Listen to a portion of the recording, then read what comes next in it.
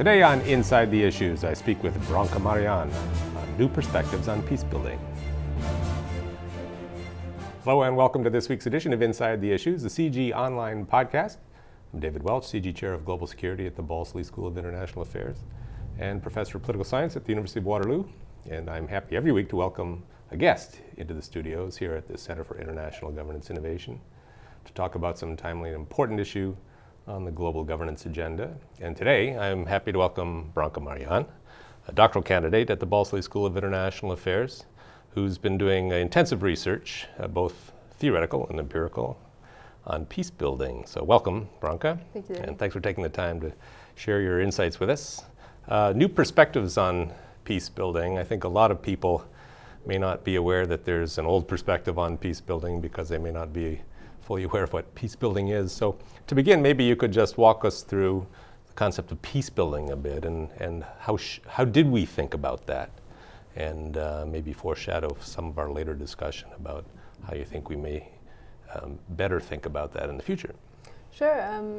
Peace building emerged sort of in the 1990s, and we sort of saw the problem of failed states or failing states as an issue that needs to be addressed. And there was a lot of ethnic conflicts that emerged in the 1990s, and so this UN Agenda for Peace really sets the tone for trying to really reconstruct states, reconstruct their institutions, but also in terms of the civil society. And so trying to tackle really peace building is about trying to really make a state work. And so this has been taken on in a very kind of institutionalist way to say, well, when you have a country that has recently been torn apart by violence and ethnic conflict, among other things, what you need to do is you need to really try and recreate the institutions, and you need to sort of start building the institutions because that's what the state needs. So initially, actually, that would be probably the second phase of the peace building paradigm. The first one was initially, well, what you need is democratization and sort of liberal marketization. So that involved a lot of trying to promote, I guess, democracy abroad as a way of ensuring peace and ensuring stable societies. So democracy was sort of taken to be an democracy was seen as equating peace. And so that sort of first trend of the literature and sort of policy approaches was critiqued for not really focusing on the institutions. And so this kind of institutional approach then emerged. But then recently what we've seen is a lot more critique of the institutionalist approach, because there's been a lot of problematic ways in which peace building has been carried out. Critics argue that it's imperialistic, it's neo-colonial. I mean, Bosnia is a great example of this because Bosnia has the office of the High Representative, and this individual actually has the powers to remove from office individuals that have been officially elected. So that's a lot of power to be given to an international, bodies represented by this one individual. And very recently, the current High Representative said something along the lines of, I am the final authority on the interpretation of Bosnia's peace agreement. And so saying that kind of language, it echoes this kind of imperialistic and colonial times. So that is one of the main critiques of the current approach to peace building, is that it is imperialistic, that what we're doing, we're coming into societies and promoting values and norms that might not necessarily reflect that of the population that we are dealing with. Other people sort of critique it for being very distant, for not really being very disconnected from the local situation and from the everyday. And that critique is very powerful, I think, because the critique sort of stemming from this everyday literature really points to the fact that the individuals that have to deal with the situation on the ground every day, the population, has to keep going through the different policies and changes. Yet the individuals making the policies and the individuals in, whether it's in the UN Peacebuilding Commission or in other UN institutions, aren't having to live through that everyday experience. So the scholarship on peacebuilding has recently started looking at these situations and trying to portray this need for local knowledge. Is it always true, by the way, that if you're doing peace building, you're doing it in the context of ethnic conflict, or could you do peace building in the context of any other kind of conflict, maybe an ideological one or a sectarian religious one?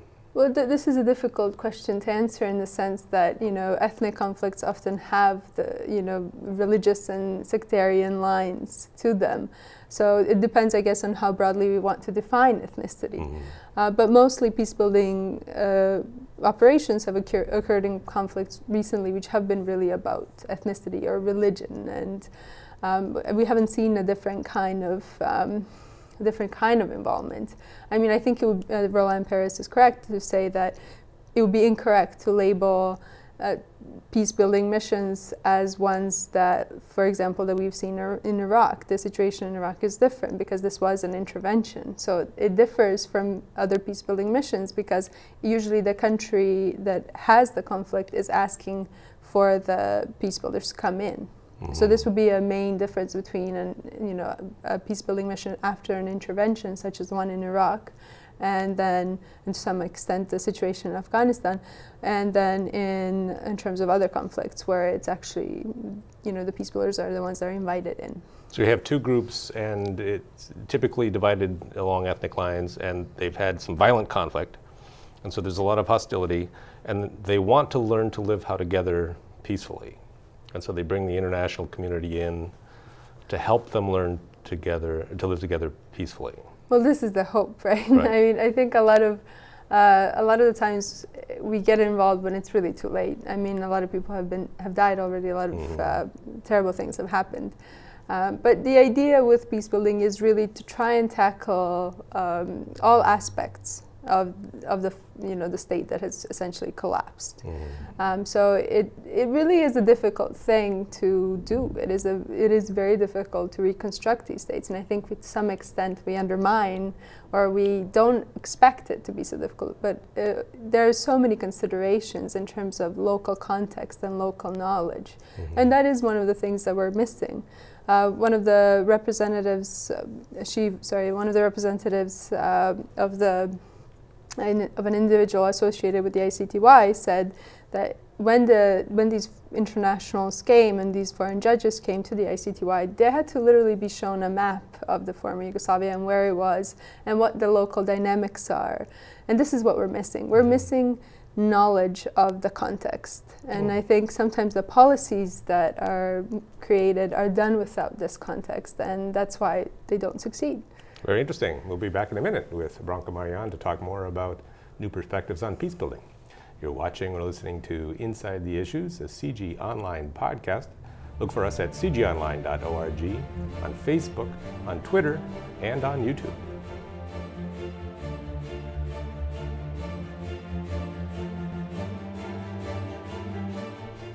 Welcome back. So you said that peace building involves sort of a full range of activities designed to recreate a functioning state, and I gather it must be a pretty long to-do list. It would be things like garbage collection and making sure there's effective policing and sanitation and courts and police forces and all those kinds of things, which do sound somewhat technical. And so I can understand why outsiders would come into a situation and treat it as a kind of a technical problem with technical solutions. Yeah, I mean, and this is something we're very good at, approaching these things technically. Right. So in terms of the technical issues, they do get resolved often very quickly and very well. However, the issue is that in terms of coming to a post-conflict society, approaching issues in a very technical manner leaves a disconnect between what the international community is doing and what sort of the local population wants or needs in this period after, having experienced atrocities, having experienced this collapse in communities.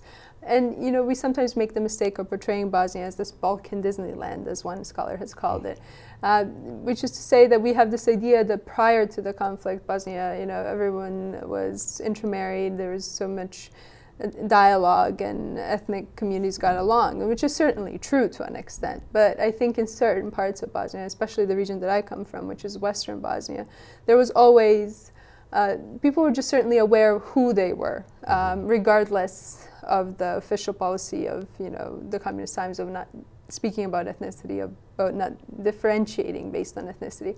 People would have been always aware of who one was, especially in the rural communities. These communities were very homogeneous. So the people now feel like this whole conflict has changed the demographics so much. And really one of the biggest problems is through the education system, you know, through the history books. Kids growing up in Sarajevo and kids growing up in Banja Luka, which is in the Serb Republic, are learning two completely different histories of this recent conflict. They don't really necessarily engage with each other. They wouldn't, you know, meet with each other. There's no official sort of formal boundary between the two entities, but it's more of a mental boundary. And I think this is one of the biggest issues that has come out of this conflict, is that the ethnic cleansers actually succeeded, you know.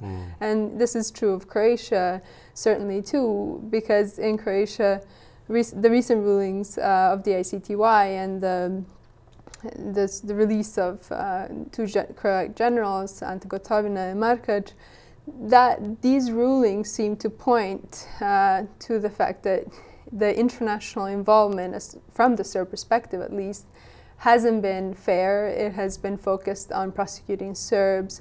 You know, so it's really brought out all these animosities, and it hasn't really contributed to the reconciliation on the ground. And I mean, the International Criminal Tribunal for the former Yugoslavia has been so long, the process has been so long that it keeps bringing up the past again and again. And is there a standard Croat reaction to the ICTY?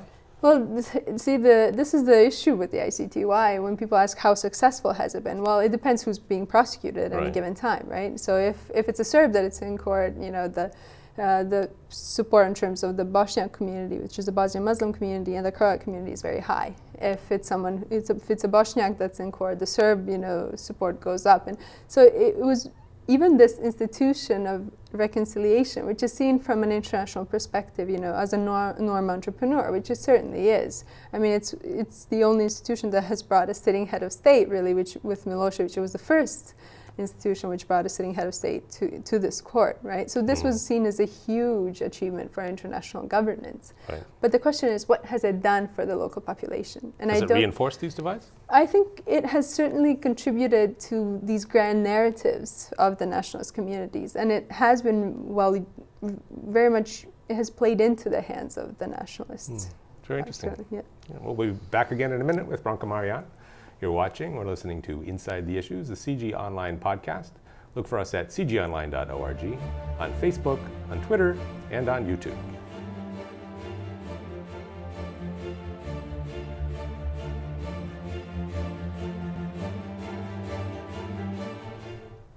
Welcome back. So you've also looked closely at Northern Ireland. So maybe you could tell us a little bit what's interesting about that contrast. How is that a different situation? How's the approach to peace building different? And what do we learn from the contrast between those two cases? Yes, sure. That's a very interesting question. And I think the difference between the two is certainly the scale of the conflict. Bosnia was a much shorter conflict, but it was a much larger scale of a conflict. Whereas Northern Ireland, it was a prolonged conflict, but something like 3,000 or 4,000 individuals have been killed in the Northern Irish conflict, which is a much smaller number, of course, than what the amount of people that have suffered in Bosnia. So it certainly is a different kind of conflict, because Bosnia was a product of the 90s. You know, there was much of a internationalization of this conflict, whereas Northern Ireland was predominantly left to the British. It was seen as more of a British issue, with, of course, involvement from the US. Which is in the form of unofficial support, transnational support for the IRA. Yeah. Oh, yes, of course. And I mean, this is one of the interesting things that from an interview that I had in Northern Ireland. I was sitting with a bunch of individuals who were members of the former paramilitary organizations. And well, of course, they were first interested where I came from. And when I said Bosnia, they said, oh, you know, you guys are very violent, which was a nice contrast and helpful insight for me in terms of how they viewed Bosnia. But also they said that the cause that was carried out by the Provisional IRA, from their perspective, couldn't have happened in a post 9/11 world. So this is one of these interesting insights in terms of the particular time in which both the Belfast Agreement and the Dayton Peace Accords were signed. But I think the most interesting insight between the two conflicts is that though they are different in terms of the scale and in terms of the level of international involvement, extent of international involvement, what we are seeing in terms of the society and what we're seeing sort of on the ground is very similar. And in fact, in terms of divides, some divides are perhaps more polarizing in Northern Ireland than they are in Bosnia, even though Bosnia has had so many atrocities and such high levels of atrocities. So in a sense, perhaps Bosnia is on this road to becoming Northern Ireland in terms of the divisions that exist, because Bosnia still has these fuzzy categories and this sort of space which, it still has the potential, which is certainly being chipped away at every single day by the nationalist rhetoric of the politicians and different individuals in the media. Whereas in Northern Ireland, because there was such a long period of conflict, people really do have a lot of sentiments and a lot of emotions invested in this conflict. And so what are the poles in Northern Ireland? Is it the religious divide? Is it the sort of Irish Republican versus British loyalist divide? Is it some sort of divide over the best way to govern Northern Ireland itself, regardless of its relationship to Irish Republic or Britain? But I think it's best described as an ethnic. These, though they are based on sort of religious identities, the predominantly Catholic Irish Republican population and the predominantly Protestant Unionist population, right. They are based on religious foundations, but they are very much ethnic identities in the way they have been sort of used and portrayed. But in Northern Ireland, you're always at this sort of crossroads of choosing. Neil Yarman from the Institute for Conflict Research in Belfast described it to me this way, which I think is a very apt description. He said, you're always at a crossroads and you have to choose either the Irish road or the British road in terms of identity. You can't keep sort of traveling along both sides. So this is a fork in the road that you have to take. And I think it very aptly describes what is happening in terms of the politics as well. Because on the one hand, the Belfast Agreement, signed in 1988, was portrayed as a way for the Irish Republican population to kind of work towards a unified Ireland. So that is the ultimate goal. And this is sort of the predominantly Protestant Unionist population's fear, is that, what this is simply a sort of a placeholder. This is simply a situation that exists for now, but the actual goal of the sort of demographically stronger now Irish Catholic population is, a unified Ireland. So these are, of course, there's so many nuances within these categories, but when it comes to certain issues, they're very divisive, and people that are very liberal-minded, they become really divided on these issues. And so once you scratch the surface a little bit in Northern Ireland, I find that people do still have a lot of these sort of ideas about identity that they might not be as willing to share. How much actual peace building is there in Northern Ireland, though? I mean, in Bosnia, the international community came in force and basically set up this apparatus. Yeah. Quite different in Northern Ireland. Of course. And in Northern Ireland, I think, and this is probably the strength of the Northern Irish peace process, is that a lot of it has come from the grassroots. So Northern Ireland has this history of a strong civil society, and a lot of this stuff that has been pushed forward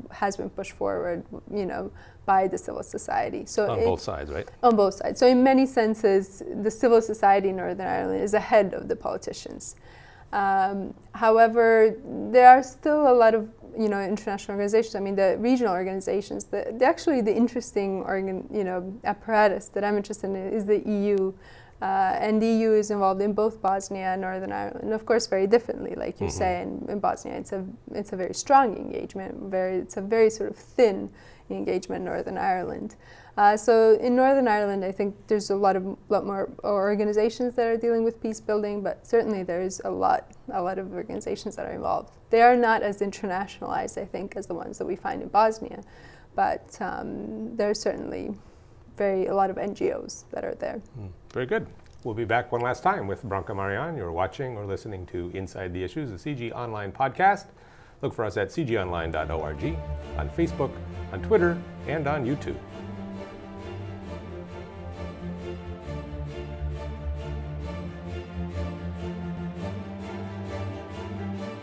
Welcome back. So I understand that you're in the middle of a research project that's not finished, and it may in fact be a lifelong research agenda. But if you were to give advice to the international community as to how to think about doing peace building more effectively, what kind of advice would you give? Yeah, I think it would be really crucial for us to stop trying to pull out, blueprints for peace building missions. I think paying attention to the context in which we are dealing with is really, really crucial, and that can be understated. Another issue, and something that I'm dealing with in my dissertation certainly, is we need to start addressing the cohesion of the society. We need to start addressing identity issues. We need to start addressing all these messy things that I think sometimes we stay away from. Because they're not as easy to sort of address as perhaps issues that are very technical and to be carried out. I think the broader issue, even sort of with some of the approaches to international governance, is that we've scaled up so much that we have forgotten the need for these sort of very local dynamics and sort of regional dynamics as well. I think these are crucial. And so this would be, it seems like easy insight, but it's very difficult actually to implement and to carry out. But certainly there are people that are experts in these regions, and we need to listen to them, and we need to sort of try and find more innovative ways to engage with actors that are in conflict. Now, in a sense, Yugoslavia was itself an experiment in building an identity, a higher level identity. I mean, everybody in the country had a more basic ethnic identity, but there were certainly some true believers in the concept of a Yugoslavia who seemed to have identified at that level even more significantly than an ethnic level. Was that a myth? I mean, was it just a small number of people in Yugoslavia who actually had accomplished that, and in fact the country was held together through force or through a grand political bargain? And if it was actually real, can you recreate that in Bosnia today? And how would you do that? How would you build a sort of a higher level common identity on top of these lower level ethnic ones? I think the Yugoslav identity, I mean, this is interesting because you see all these sort of, now it's referred to as Yugo nostalgia. You see all these, ads and different things in the social media from people who are nostalgic for these times. And I don't think that this identity was a myth. I think there's certainly a population that identified with it, especially urban educated individuals identified with this idea of Yugoslavism. And I think it still exists to some extent now. I think you'll find individuals that especially grew up in this time and that have experiences of, compulsory military service and having to do that in the different republics. And so you will find these individuals. My worry with this is that because the education system in Bosnia is divided, I mean, we have this concept of teaching national subjects, and we have this idea of, two schools under one roof, where basically the kids are divided ethnically and they just attend the same building, really. That sounds like bad policy to me. It is. Who agreed with that? So this policy, two schools under one roof, was really, I think it came from the international community, and OSCE was one of the organizations that sort of thought it was a middle point kind of to get groups to, but it was certainly not meant to be a long-term. I mean, many of the things that we have, they're not meant to be long-term solutions. So even the power-sharing arrangements, experts in this area, such as John McGarry and Brendan O'Leary, for example, in regards to Northern Ireland, will tell you, well, this is a best a medium-term solution. And eventually, the politics is expected to sort of normalize and then to move away from these systems. But difficulty is once you put an arrangement in place, once you put these things in place, how difficult is it to change that? And it's really difficult. You have to re-educate people, right? Basically, and I mean, you can't. People have a lot of agency, and I think peace-building sort of policies need to respect that. And a lot of this critical literature argues that people have their own ways to subvert whatever the dominant paradigm is and whatever is being sort of pressed on them. And this is really important. We shouldn't sort of see this as, you know, sort of captured peace building or something like this. We should see this as actually very positive. And, you know, these people enacting their agency and also being political, I think we should encourage that, because in a lot of these places like Bosnia, they came from sort of authoritarian regimes where being political is still something that isn't as comfortable for a lot of people. Mm-hmm. But trying to, I mean, one of the suggestions has been in both Northern Ireland and Bosnia to sort of create a neutral kind of identity. And I would argue this neutrality doesn't work. You know, people will not buy into this neutral identity. The idea of a third space, or in Bosnia, the fourth space that doesn't belong to one of the ethnic communities, is really difficult to recreate. And it can't be something that we can create. I think it has to come from the ground up. It has to be something that will have meaning to the population, because otherwise it will just be an empty policy. But it is difficult to create sort of a sense of cohesion, especially on certain issues, like I said before, the divides, security divides, the education system divides. So there's certain things that people agree on, but... And the ICTY was sort of a central pillar of the peace building effort, and it was an attempt to sort of come up with a juridical process to help the healing and the moving on. Was it that, in your view, the right mechanism for the context, or would it have been better to look, for example, for a kind of Truth and Reconciliation Commission approach, some sort of large-scale mediation approach? Well, I think the ICTY hasn't lived up to its expectations, and because it has prolonged sort of the ruling so much, it's really lost a lot of the power they could have had in this context. And also, you know, the ICTY started doing outreach, public outreach, you know, in the 2000s, right, when it had already been operating for so many years. So people, you know, I don't understand from the ICTY perspective why they thought they could do, you know, they could deal with reconciliation and crimes committed in an area and not be very transparent about it, and not be very open about it, and not try to bring in the population. And they haven't done that. And I think, you know, recently there has been protests in Belgrade over the releases of not only the Croat generals, but also of members of the Kosovo Liberation Army. Amnesty International came out with, you know, statistics of something like 800 Serbs being kidnapped and killed in Kosovo, and no one has answered for these crimes to date. And so currently there's sort of things are at a standstill between Belgrade and the ICTY, because it's really an unpopular institution from a domestic perspective to be sort of dealing with, right? Because the ICTY hasn't shown that it is impartial to the people. And this is a very real sense. And the Krajina region, where these, you know, Croat generals sort of were held responsible for, or at least were attempting to be held responsible for, this is a region where 200,000 Serbs were displaced from. These are individuals that are now in Serbia or in diaspora, but these are individuals with a lot of feelings about this and who have experienced these issues. And for them, this isn't simply, you know, sort of a governance issue somewhere in The Hague. For them, it's a very personal experience, and we haven't really gotten, you know, the importance of trying to build dialogue amongst these groups. Yeah. Interesting. Too much head and not enough heart in the peace building operation. Yeah, they describe it as such. Very good. Well, thanks for coming in and helping us understand these complicated issues better. And to our audience, thank you for joining us, and join us again next time on Inside the Issues, a CIGI online podcast. Look for us at cgionline.org, on Facebook, on Twitter, and on YouTube.